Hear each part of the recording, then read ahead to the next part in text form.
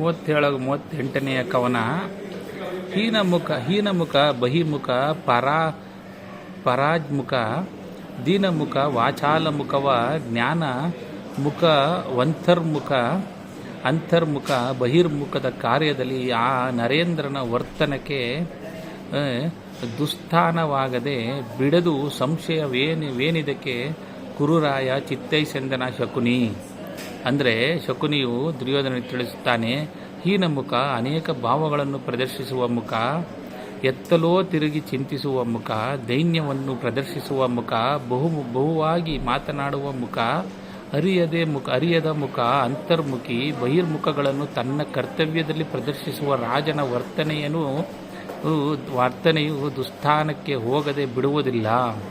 ಇದರಲ್ಲಿ ಯಾವ ಸಂಶಯವೂ ಬೇಡ ಎಂದು ಶಕುನಿಯು ದುರ್ಯೋಧನಿಗೆ ತಿಳಿಸುತ್ತಾನೆ. ಶಯನದಲ್ಲಿ ವಾಣಿಯಲ್ಲಿ ವೈಹಾಳಿಯಲ್ಲಿ ಬೇಟೆಯ ಓಟದಲ್ಲಿ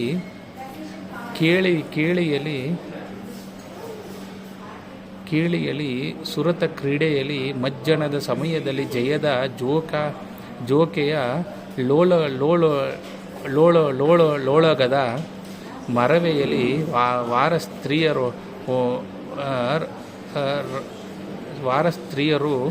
ಸ್ತ್ರೀಯರಲ್ಲಿ ಲಯವ ನೈದಿಸಬಹುದು ಚಿತ್ತೈಸೆಂದನ ಶಕುನಿ. ಅಂದರೆ ಶತ್ರು ರಾಜರನ್ನು ಮಲಗಿದಾಗ ಬೆಂಕಿಯಲ್ಲಿ ವಿಹಾರ ಕಾಲದಲ್ಲಿ